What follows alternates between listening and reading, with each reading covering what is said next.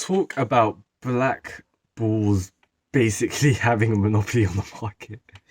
Black Clover chapter 262, we get another demon user, Nacht, his name is. Nacht, that's German, so I'm not really sure how to pronounce it. If any of you guys are German, help me out in the comments below. But he basically has a demon, and this is pretty interesting, right? So I think so far he's the only character where we've seen it in like a materialized form. Yeah, don't get me wrong, we've seen Dante, we've seen Zeno like speak to their demon, but it's the same way as like Asta speaks to his, I believe. Like obviously with Dante, you've seen his appear behind him, but I don't think that's a thing where everyone saw it. I think it was just a thing like him. Um, I'm not really sure, but this one's interesting. It obviously at first it reminded me of Rogue, Vanessa's cat, but yeah, let's talk about it. So chapter 262, basically a continuation of last week's. How we see the vice captain of the Black Bulls. He was the one who's been infiltrating into Spade Kingdom. He's unbelievably strong. Obviously, we saw how he just took out people. He uses shadow magic. I'm not sure what like his if that's his magic or if that's the demons. We're not really sure yet, but we'll obviously find out soon when he's obviously training Asta. But he's basically speaking a bit, how he's become vice captain. And obviously it's Yami, so in typical fashion, Yami was just like, yeah, just be the vice captain. But they hate each other, which is really, really intriguing. Now, I'm sure it's not a like rivals kind of thing. He seems like he seems like what's the character that kind of hates everyone but secretly likes them. He's like a Bakugo, right? Like how I hate you, but I'm gonna look after you kind of thing. He's giving me those kind of vibes. Obviously not as vocally rude. He seems very jokey, and very chilled and vibes and stuff like that. So it is really intriguing to see more of him, see him train Asta as well.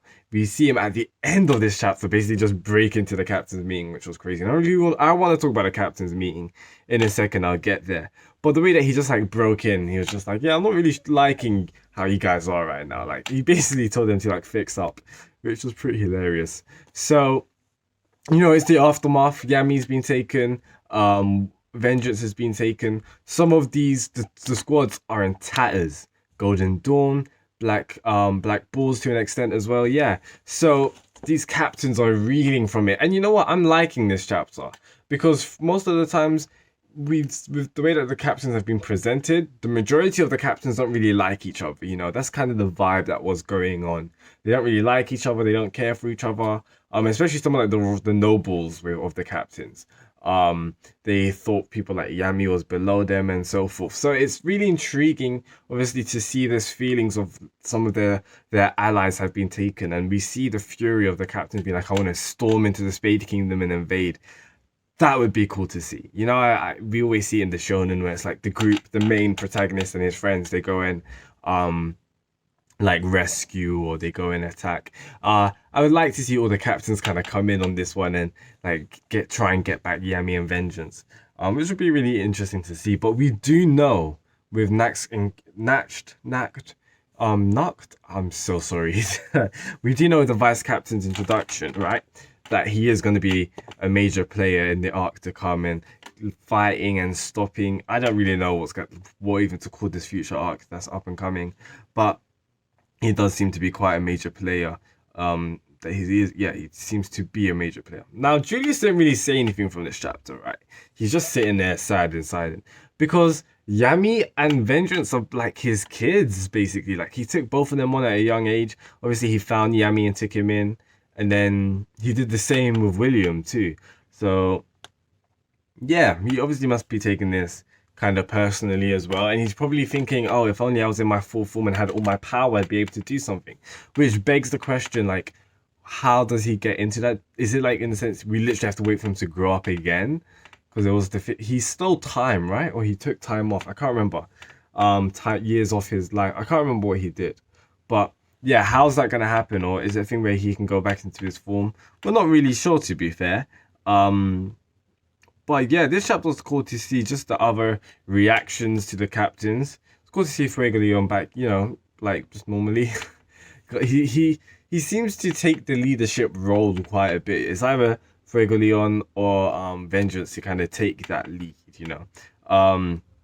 But yes, it was interesting to see all the characters, and obviously at the end of the chapter how it ends with Nak bringing in Asta. they're probably going to be like, okay, this is the plan, this is what we're going to do. I don't think there's going to be a long recoup or a long low-lying like 5 to 6 chapters of slice and lifestyle. I don't think we're going to do that kind of stuff. We are probably going to go straight into the training, but it may be, I don't really know what's going to occur, right? So obviously Lola Pachica's been taken as well, so Asta's going to be trained, maybe Yuno as well, by like Julius or something. Well, no, to be fair, Yuno may actually go back to, because Yuno is a prince of the Spade Kingdom, right? So he may go back to his servant, to his yeah, one of the servant for his family. So that would be pretty interesting. So he finds out more about that. But no, basically Black Clover chapter 262 was pretty short. Nothing much happened that's to talk about, but you know, the captain's kind of deliberating what to happen next. Bit more on Nact and his demon, which was called actually grow something. Let me find that 1 second. It was called Gimodello, which is interesting. So yeah, as I said, this is the first demon user that we've seen where his is just out there to see, and just like not like a puppeteer kind of thing, but like on his shoulder. They have a good relationship. And this is what he says: "Give me a break." You know, this ain't my real form. So they can materialize, and you know, well, we did see what's his name, Zangrid. That was the word demon, I think, something like that, or Zegred or something like that. I can't remember his name, but the word demon from the previous chapter. You know, he not previous chapter, from the previous arcs, he did have a physical body, so he took that. So maybe something similar like that with Modello. But yeah, it's pretty cool. I want to find out how he managed to get a 5th leaf grimoire. Like, how did that happen? How did he get a demon? Or is it similar to like Dante and those guys? Well, only time can tell. We'll probably find out in the next couple of chapters. But yeah, guys, that's enough from me. Drop a like. That really does help out the channel. Peace out. Let's continue to talk about it in the discussions below. That's enough from me, guys. Peace out and goodbye.